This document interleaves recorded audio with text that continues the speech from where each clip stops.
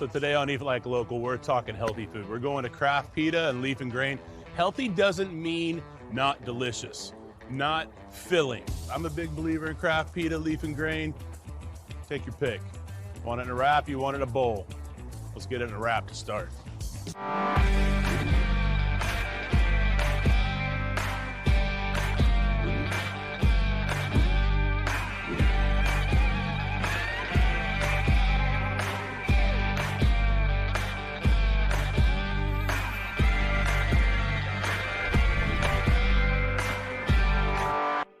Rafi, thank you so much for sitting with me today. My pleasure. We're at Craft Pita in the middle of West here. In the middle west. And then your original location is in Briar Grove. in Briar Grove. On Fountain View. What got you into this? I've spent every summer of my life visiting my family in Lebanon. My sisters wanted to go to the beach. I wanted to go find the best shawarma. In Lebanon, we also make our own olive oil. We raise our own animals. We grow a bunch of other produce. So I was always just around food when I was there. I went to TCU to go get a business degree. My sophomore year, I decided I wanted to open a food truck business because there was nowhere for the students to eat. We were a late night shawarma gyro spot. I kind of got the bug. That was it. What made you say, I'm going to do this at this location and this is the concept that I want to do? Because craft pita is more than just a shawarma. Benji opening up local foods was a big eye opener for me. Yeah. When he opened that, my first thought was, why has nobody done this for Middle Eastern food? 100%. Why can't there be a fast casual, higher end dining option for Middle Eastern Mediterranean food? What makes us different than other Mediterranean Middle Eastern restaurants in the city, we locally source a lot of our produce from places like Planet Forward and Atkinson Farms. What's ingredient forward? Exactly. Hot meat and vegetables. That's what makes Mediterranean food. We don't have to try to make our food healthy. It just is. Yeah. You know, coming in and grabbing a roasted chicken and vegetable Totally. for the family is like such a That's smart easy. move. Everybody likes rotisserie chicken. Rice, salad, hummus. And then a thin bread, because your bread, you get it from Phoenicia. Phoenicia. The bread I wanted to serve is a classic Lebanese khubz bread, which is the very paper thin bread. To make it, you actually technically have to have a tunnel oven. But Phoenicia is cranking out bread, and like you go upstairs and you see that thing in amazing. motion. It is beautiful. I've been going to Phoenicia since before I could talk, and it's amazing what restaurants / markets like that do for an immigrant like my father. Being able to buy ingredients and taste familiar food makes immigrants feel like they're home. And for us, it was really important to source as many things from Lebanon specifically as possible, whether it's our tahini, our olives, orange blossom, rose water. We try to get as much other things locally as possible, like our bread. Yeah. And we source from multiple bakeries, not just Phoenicia. We get our baklava from Susie's Pastry Shop, which I think you guys did an episode at. We have some kind of unique cookies and brownies that I kind of came up with Michael from Michael's Cookie Jar. That's over awesome. here in Westland. So he makes us a tahini blondie, a Turkish coffee brownie, just kind of. Yeah, Turkish coffee brownie. It's really good. And those are the kind of things that I think makes craft pita unique. This is our Mezza sampler. This is how I would recommend starting our meal. We have our hummus, which is a traditional Lebanese style hummus. Our main ingredients are garbanzo, tahina, fresh squeezed lemon juice, garnished with Aleppo pepper, olive oil from my family's olive orchards in Lebanon, and some organic pine nuts. And it just is airy and light. House-made pickled turnips. Oh, People really? get really confused because they're like, what is this color? We put a beet inside our pickling solution. That's where the beet comes from. Traditional. Traditional, very classic. Tabbouleh, which is a Lebanese parsley salad. Ours is almost traditional. We do two things different. We add cucumber in there to make it a little fresher, give it a little bit of texture. I like that. And we do not put as much lemon juice as traditional. We got lemon wedges for all the Lebanese grandmas that criticize me and tell me I don't put enough. I'm like, here, we got you covered. Over here we have labne, which is a Greek yogurt spread. We make it in-house. We add olive oil, pomegranate seeds, za'atar, which we import from Lebanon, blend of thyme, oregano, and sesame seeds. Yeah. Over here we have baba ganoush, which is basically eggplant hummus for those that don't know what it is. That's awesome. I know this is your jam. This is the Tex-Mex version of chips and salsa, Totally. chips and dip. But, 100%. But this is great. This is one of the things we built the business on. This is our fattoush salad. You put whatever's fresh, but you typically have greens in Lebanon, purslane, which we try to put in there like whenever it's fresh locally. Tomato, cucumber, onions, radish. Then traditionally you put fried pita chips on this dish. We put baked. We're trying to be a little healthier here. And then sumac, full of antioxidants. But also just brings a lot of citrus forward. A lot of citrus, a lot of acidity out of a spice, which people aren't really used to, you know? Is that you keep the mezze platter on the table at all times. Because I'm always going to want to go back, and I may want to add lebna to something, or I may want to add hummus to something, or I may want to put tabbouleh on there just for that little crunch of, you know, my personal opinion. 100%. Get your hands in there. Yeah. This is food where you're reaching across the table, you're eating with your hands. Don't be afraid. You don't have to be polite. It's not rude here. This is how you started. Yes. Right? You started with the shawarma. This is our classic shawarma. It's made with our rotisserie chicken, which is marinated in shawarma spices for over 24 hours. In our shawarma, we put Lebanese pickles, French fries inside the sandwich. Fluffy, garlicky, zingy, toum. Which is this right here. Which is that right there if you Right, want so more. this is just like raw garlic, water, oil. That's it. Do you put egg white in it or no? We do not. Okay. We put egg white. We make a garlic aioli. Okay. So basically, we have the super sharp garlic, and then this is a little creamier. This is the laid back version. This is. Are you going back to the office, or are you going back home? Or hopefully, you're not dating anybody and trying to impress. My wife would be okay with it. She would actually be like, "Did you bring me to?" And then you have. We have our house-made hot sauce. This is an invention of ours. This is not something that you would ever find in Lebanon. It's basically a Mexican salsa mixed with local honey and Aleppo pepper. It's delicious. It's delicious. It's very flavorful. It's not super spicy. And then the other thing that's unique about our shawarma, we take all this chicken skin that we don't use, for example, on a bowl like this where it's hand-picked, and I make a chicharron and we put it inside of the sandwich. And so since you're doing rotisserie chickens, like, then I come over here and you've got the pulled meat. And if you just want a rice bowl, the pulled rotisserie chicken, you got aioli, the rice, the cabbage, the tabbouleh, and the pickles. This is the most popular thing at Craft Pita, and it's because of that rice you just ate. We would serve this at Thanksgiving and at Christmas. It's very traditional in Lebanon for holidays. It's a dish called riz ajesh, which basically means like spiced rice with rotisserie baked chicken on top. I see why that's a big seller. Yeah. This is gonna be beef kafta. Kafta is the most classic Lebanese kebab. It basically means minced meat with parsley, onions, and a mix of herbs. Come on, man. This is one of the most classic things you can eat at a Lebanese restaurant. It's awesome. So many options, and like so many. Just like the bite that you can create is endless. It's endless. And right now, my bite is going to move over to here. If you're vegan or vegetarian, boom. This falafel, one of the best out there. Thank you. Falafel is a lot of work. We make it literally every day at 3:30. Lots of fresh mint, lots of fresh cilantro. We fry it to order, but the real traditional bite is you get some falafel, you get a piece of fresh mint, a little turnip, and then you do a little dippy into some tahina. I love dippy. And that's the bite. And with this lemonade, right? Your lemonade is. We also have a rose water pink lemonade. Our best-selling drink is actually not the lemonade; it's our orange blossom iced tea. People are that makes all the obsessed with sense in the world. Yeah. But I'm sitting here also looking at this. This is my personal favorite thing on the menu. We do have limited availability. At dinner, it does go fast. So you kind of want to come before 7 o'clock. That's fantastic. It's just one of my favorite things in the world, and we really wanted to nail it. We say our family meal feeds 2 to 4, and they go, that makes no sense. I'm like, I could eat half a chicken. Yeah. No problem. Like that? You put that in front of me? Oh, yeah. You and I can knock that out. Yeah, I will. Yeah, so when I rolled out those wings, I said, hey, who's going to want to eat these? I remember you like one of the first people to respond, like, me. Me? Yeah. It's one of the most popular appetizers on the menu now. Yeah. I was always nervous that people wouldn't like them because they're not fried. I'm okay with that. Come on. Which, look at that. That's a good bite. I should have given it to you. I'm jealous, but I can have one later. I should have given it to you. I feel bad. We aren't quite done at Craft Pita, but first, we're headed to Leaf and Grain.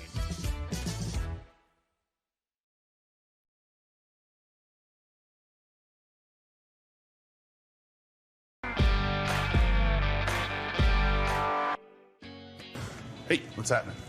Today I'll eat like a local. We're at Leaf and Grain. It's got like 5 locations spanning throughout the city. We get to meet Dietz today. Jeff, how's it going? So, baby, how are you? Yeah. So, walk me through this. It looks awesome. thank you. We wanted to offer healthy food that tasted great. And so we really leaned into making sure if it was on our menu, it was going to be delicious and it was going to fill you up. Because otherwise, like 2 o'clock, if you're not full, then you're going to be reaching for a bag of chips. You are. It's like the opposite of the goal. So Because that's where the leaf and then the grain comes in too, right? it's all about balance, really. It is. And then sandwiches as well. Yes. Smoothies, sandwiches, all of it. That you spend a lot of time sourcing and doing the right ways, sourcing from local people as much as possible. I know that's a very hard thing to do most of the time. Yeah, you're not growing a lot of avocados in Houston. No. So we do what we can on that front. We've got some great local partners. This is a choose your own adventure or let you choose the adventure, correct? It's like you can customize, but we've really leaned into pre-designing our menu, and that's like the vast majority of customers get the pre-designed options. Because it's like, and this will make perfect sense to you, but like the difference between somebody in a rush, kind of like going through and picking out, versus like we get in the kitchen, we test things like 50 times, iterating over and over and over and make sure that all the flavor profiles match up with each other. Man, look at that. Salad, they just put a scoop of rice on it. This is my kind of jam.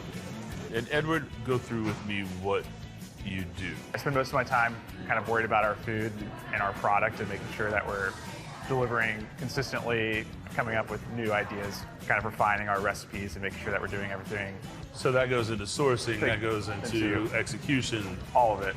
2.5 ounces of this, 1 ounce of this. That's right. Everything from. But this is what we talked about. You could come in and make a bowl that you wanted, or you could just go to the one that's been tried and true and tested. And that's where Edward comes in. He's been testing these things and be like, so let me ask you, does it take your soul away a little bit when you watch somebody come in and make a bowl that's like, wow?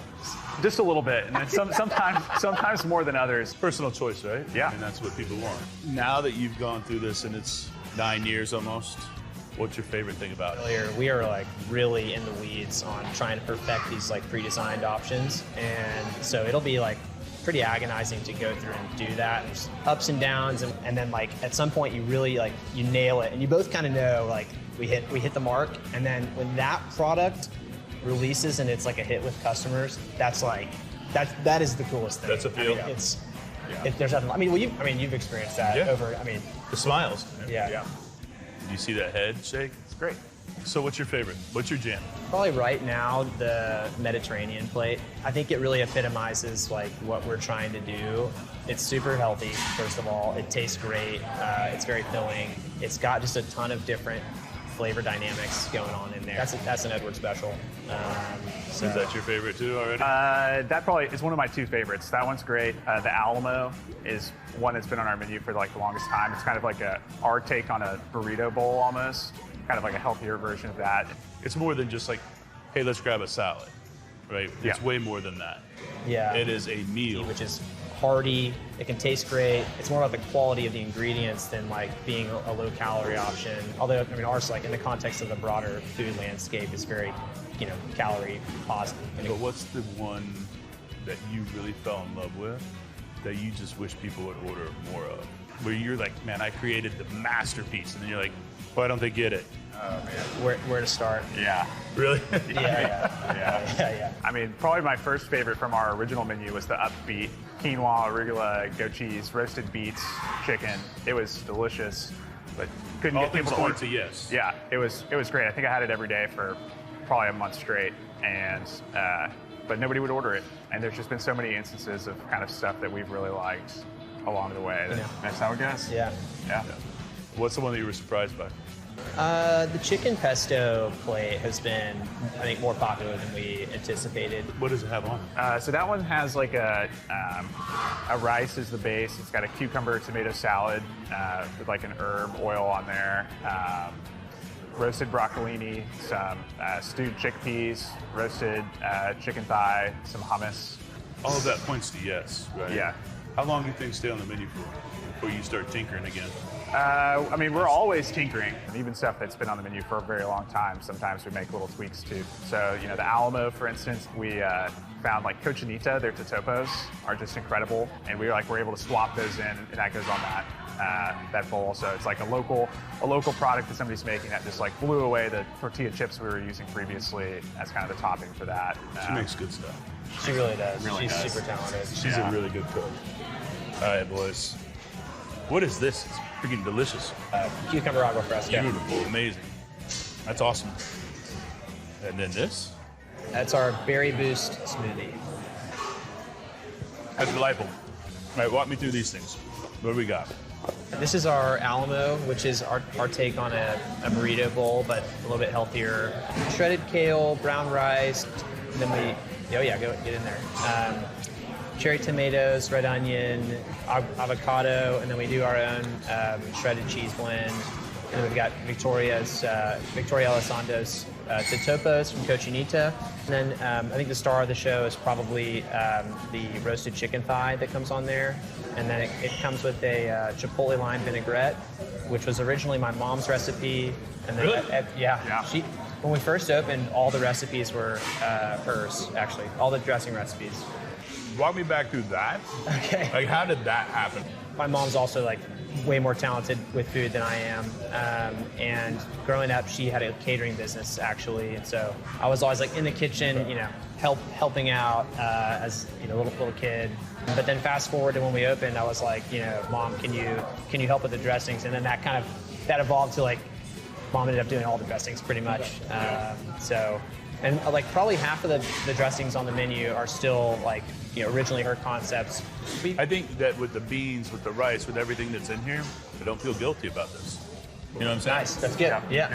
We just updated the black bean recipe like last week.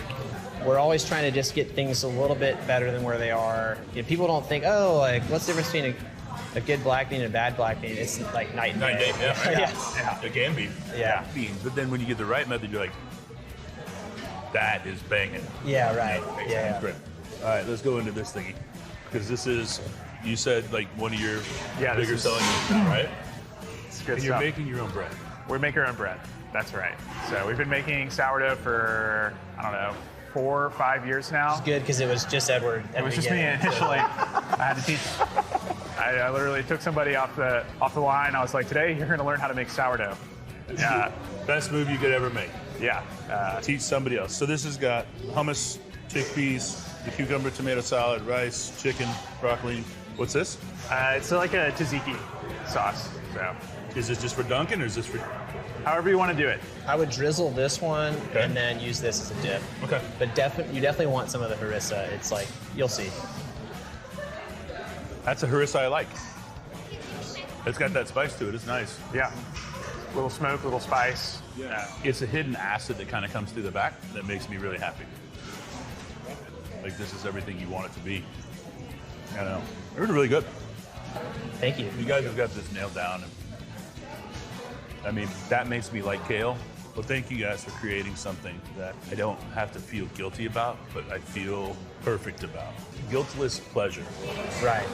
Thank you. Thanks so much for coming. No, it was great. It was great catching up. Yeah. Thanks for spending the time, and congrats, and good luck on everything else. Need some testing, let me know. Sounds good. I'll be around. Yeah, sounds good. What's to order at Leaf and Grain? Get the Mediterranean protein plate, the Alamo, the Thai mango salad, get you the berry boost smoothie, all delicious. That was delicious. Smoothies, awesome. The Mediterranean plate, great. Like, this is everything that you want it to be. Healthy, delicious, filling, sustainable, locally sourced when possible. It's awesome. You guys are doing good. Those salads and bowls at Leaf and Grain are delicious. Now we're gonna head back to Craft Pita and talk desserts.